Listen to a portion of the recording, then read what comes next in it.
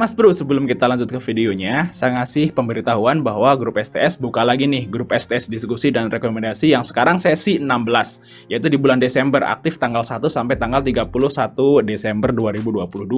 Nah, apa itu grup STS 16? Nah, situ ada grup diskusi ya, dan rekomendasi tentunya, yang nanti isinya ada menu ODT, menu swing, dan menu scalping tentunya jika market mendukung. Dan ini adalah singkat tentang grup STS 15 yang lagi jalan sekarang. Seperti ini guys ya bentuknya. Nah, kalau misal Mas Bro belum jelas, Mas Bro bisa lihat videonya di atas, itu udah saya kasih buka bedah di situ. Video di pin ya, Mas Bro lihat sendiri di situ. Dan bagi teman-teman mau gabung segera bisa langsung japri saya aja, kontak semua ada di deskripsi. Jangan salah kirim ya, karena kontak saya hanya ada di situ aja ya. Oke, kita lanjut ke videonya guys. Assalamualaikum Mas Bro ya, kembali lagi tadi Fajar Daily, dan kali ini kita mengasih 11 emiten yang murah berdasarkan PBV. Karena kalau kategori murah kan ada murah berdasarkan PBV, murah berdasarkan ROE, dan murah berdasarkan price to earning ratio. Jadi yang kita akan bahas di sini adalah 11 emiten dengan PBV termasuk terendah di bursa kita. Mungkin Mas Bro bisa masukin watchlist selanjutnya buat di screening sendiri lah ya.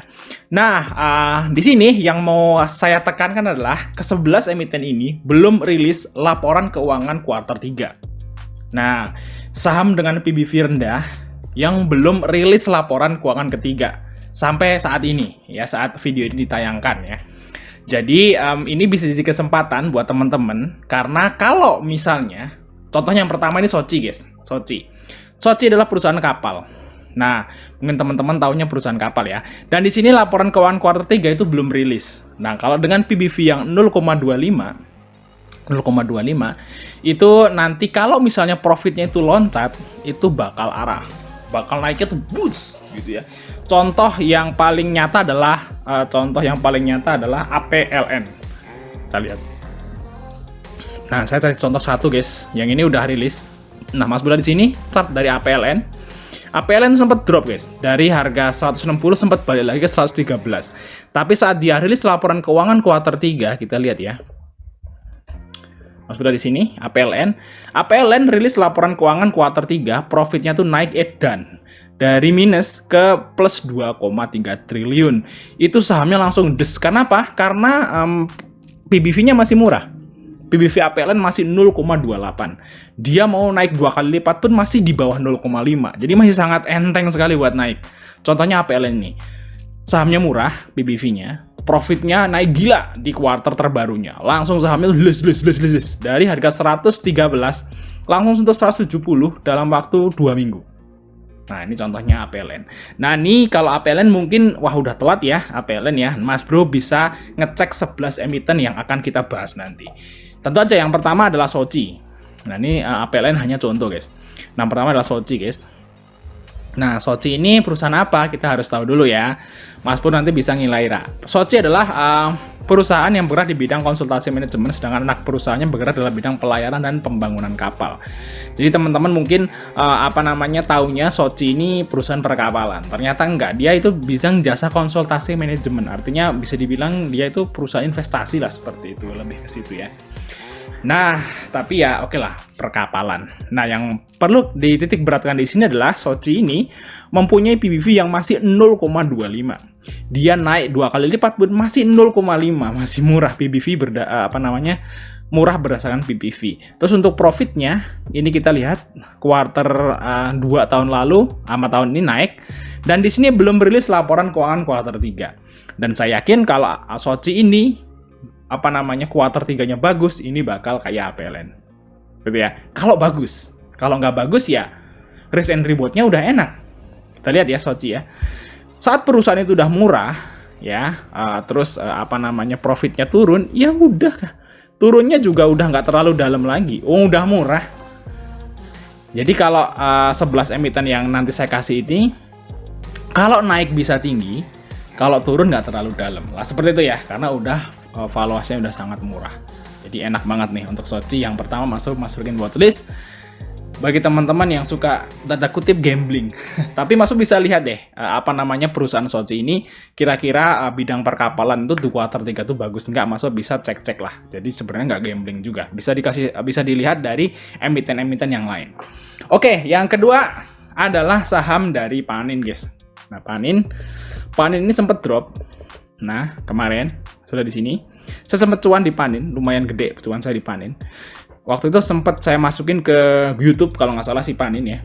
Nah, di sini sempat drop dari harga 2160 sampai ke 1360. Dan saya nyangkut juga, saya beli di sini terus saya AVG down di sini dan cuannya lumayan luber. Karena naiknya lumayan tinggi di hari tanggal 18 ini saya cuannya, guys. Nah, Panin ini belum rilis juga doh laporan keuangan kuartal 3. Kita lihat ya Panin ya. Ya, Panin, guys. Panin belum rilis. Di sini yang udah ada itu kuartal 2, kuartal 3-nya belum ada. Dan Mas boleh di sini, PBV-nya jauh lebih rendah daripada Soci. PBV-nya 0,21. Ini murah banget. Kalau misalnya Panin ini kuartal 3-nya bagus. Wow, naik lagi, guys. Dia naik 2 kali lipat aja ke harga 3.000, PBV-nya masih 0,4. Edan. Mantap sekali, guys. Si Panin ini bisa masukin watchlist ya. Berharap aja kuartal 3-nya bagus. Dan kalaupun kuartal 3-nya jelek, nggak turun misalnya, ya udah paling mentok-mentok di sini, guys. Di 1.000 gitu, ambil lagi. Mau kemana lagi saham seperti ini, guys? Udah murah. Ini bisa masukin ke watchlist di Panin, guys. Oke, ya Panin bergerak di bidang apa? Oh ya, Soci ini tadi kita bahas dulu. Soci ini nggak bagi dividen ya. Terakhir dia bagi dividen itu di tahun 2018. Jadi dia nggak bagi dividen, guys. Kita lihat ya untuk Panin. Untuk Panin kita cari tahu dulu di sini, guys, biar Mas Bro itu mendalami tentang Panin. Nah, kita lihat tentang perusahaannya. Panin adalah dalam bidang asuransi. Ini perusahaan asuransi dari grup Panin. Perusahaan beberapa secara komersial bla bla bla. Di sini yaitu di bawah Panin Group. Jadi Paninvest itu adalah perusahaan asuransi dari Panin ya. Setahu saya sih dia asuransi mobil dan kesehatan juga sih kalau nggak salah ya. Oke, kita lihat dari dividen. Nah, dividen kita lihat. Nah, dividen terakhir bagi tahun 2012. Lama banget ya, nggak bagi dividen dia si Panin. Makanya sahamnya itu dijual murah karena dia nggak labanya gede tapi nggak dibagi dividen. Luar biasa ya. Oke, ini yang kedua. Udah menarik ya, yang kedua aja. Kita lanjut, yang ketiga adalah BCIP. Ini yang ketiga, guys. BCIP, guys. Nah, BCIP ini sempat drop kemarin. Nah, lihat ya. Sempat drop dari harga 64, sekarang udah mau ke 55. Nah, di sini sempat naik tinggi juga di tanggal ini. Dan ini grup STS cuan luber. Di sini, guys. Saya waktu itu pernah ngerekom di bawah sini. Nah, kalau nggak salah saya udah pin di di postingan BCIP. Mas boleh lihat BCIP di postingan yang agak terbaru. BCIP kita cuan 7% ya. Dan ini turun lagi. Kalau turun lagi kita ambil lagi, guys. Nah, ini bagi teman-teman mau gabung grup STS bisa langsung japri saya aja, guys. Biar tahu saham-saham yang seperti ini tentunya. Nah, BCIP kita lihat ya. BCIP ini adalah perusahaan ini, guys ya. Properti ya. Properti dan real estate. Ini kalau nggak salah sih di daerah Pasar Kemis, guys. Di daerah Tangerang lah. Dia itu mainnya di daerah Tangerang ya. Terus di sini kuartal 3-nya juga belum muncul. Dan kalau kita lihat sini PBV-nya cuma 0,18. Ya, Mas Bula di sini. Cash-nya juga gede, equity-nya naik, PBV-nya masih 0,1. 0,1 bayangin, guys. Cuman ROE-nya memang kecil. Di sini profitnya kuartal 3-nya belum ada. Kalau misalnya gede profitnya ini, guys. Ini beggar aja. PBV-nya masih 0,3. Ngeri nggak? Serem ini, guys. Ya, serem. Tapi Mas harus cek lagi BCIP ini ada masalah nggak gitu ya di fundamentalnya atau di misalnya masalah hukum lah atau masalah apalah yang terkait dengan faktor eksternal. Karena saya hanya baca valuasi tentunya, guys. Mas bisa dalami sendiri kalau senang dengan BCIP. Kita lihat BCIP ya. Mau malah wah, di daerah Tangerang nih, guys. Di daerah Pasar Kemis ya, daerah Tangerang lah, kawasan industri Tangerang sana. Dan BCIP ini dia juga perumahan juga kok di daerah Pasar Kemis Tangerang sana. Oke, terus kita lihat dari dividen. Ternyata BCIP nggak pernah bagi dividen ya. Makanya sahamnya dijual murah. Biasanya kalau perusahaan yang dia nggak pernah bagi dividen walaupun profitnya gede memang dijualnya murah-murah, guys. Oke, selanjutnya adalah BMTR. Nah, ini nomor 4 udah mulai menarik, guys. BMTR. Nah, ini BMTR adalah Global Mediacom. Ini adalah perusahaan milik grup grup MNC atau milik Haritano Sudibyo. Dan di sini BMTR ini adalah anak usaha dari Behit. Dan BMTR itu induk dari MNCN, IPTV, dan Kepik. Nah, kalau saya MNC hafal guys. Karena suka keluar masuk di saham-saham MNC ya. Kalau misalnya teman-teman gabung grup STS pasti sering keluar masuk di grup MNC. Nah, kalau BMTR ini agak jarang saya masukin sih. Kalau saya sih lebih seneng MNCN. Nah, BMTR ini dikabarkan bahkan merger sama MNCN tapi nggak tahu kapan itu. Nah, kalau kita lihat di sini kuarter 3-nya belum muncul. Dan kalau Mas Bro di sini PBV-nya cuma 0,19. Wow, ini hampir sama kayak BJIP. Cuman di sini cap-nya gede ya untuk si BMTR. Untuk ROE-nya memang kecil dan kita lihat di sini BMTR juga nggak bagi dividen, guys. Kita lihat ya BMTR.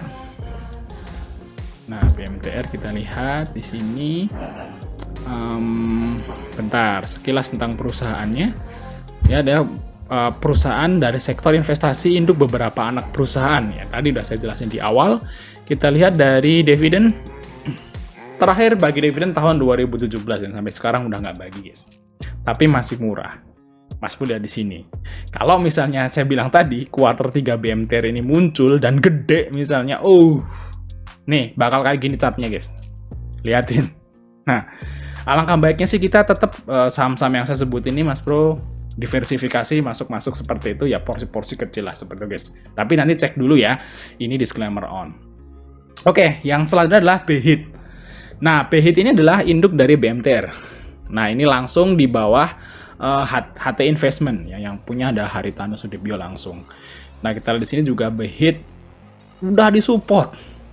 Ya, kalau saham-saham yang seperti ini turunnya dikit, kalau sekali naik tinggi.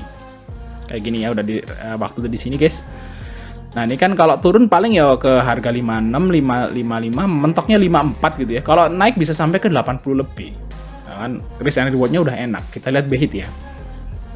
Nah, Behit kita lihat PBV-nya masih 0,13. Nah, Behit ini adalah saham emiten termurah di bursa efek. Itu adalah Behit untuk saat ini, guys. Yang istilahnya bisa ditradingin lah.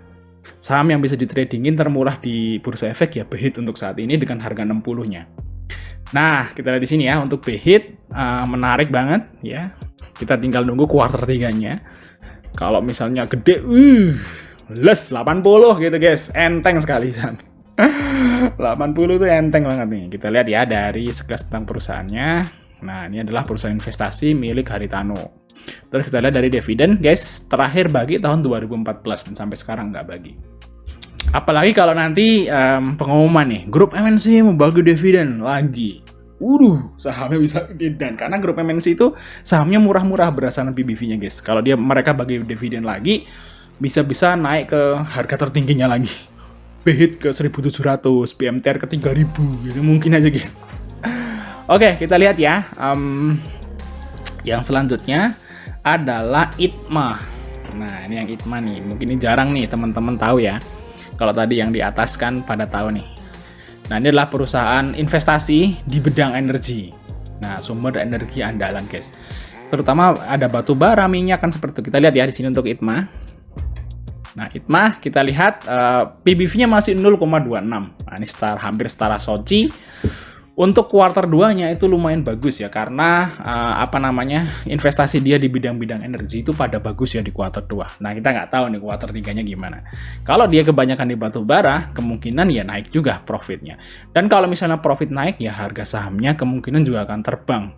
Karena kalau kita lihat di sini pernya juga 1,8, PBV-nya masih 0,26. Ini masih sangat murah, guys. Kita lihat ya untuk ITMA. Dia bagi dividen nggak ya? Cuman dia agak sedikit kurang liquid, guys, untuk ITMA. Jadi kalau masuk nggak usah banyak-banyak tentunya. Kita lihat dari dividen. Enggak, yang terakhir bagi tahun 2016 ternyata. Sama kayak yang lain, guys. Ini ya. Ada bidang perdagangan ekspor impor, pertambangan dan energi. Ini investasi, perusahaan investasi di bidang energi, guys. Kalau harga-harga komoditas energi itu naik, biasanya profit dari ITMA itu juga naik. Dan ini juga udah disupport. Nah, kita lihat kalau menurut saya ya, kalau ITMA itu sebenarnya saya udah istilahnya udah cuan sebenarnya. Waktu itu saya ngejar waran di ITMA. ITMA kan dulu kemarin maturity waran ya, kalau nggak salah ya. Oh, nggak salah, saya yakin karena saya ikut. itu sahamnya naik tinggi saat dia mematuhi waran. Nah, saya cuma lumayan gede dan udah saya tinggalin nih ITMA ini, nggak ikut lagi. Dan waktu saya lihat ITMA, ternyata murah sahamnya. Terus saya udah tanda ini di gap di sini guys. Nah, kalau ITMA ini jatuh ke 750, wow, ajar guys. Kita tunggu kuartal 3-nya. Kalau bagus, naik lagi dia ke 1000 kan gitu kan. Lumayan. Oke, kita lanjut. Yang selanjutnya adalah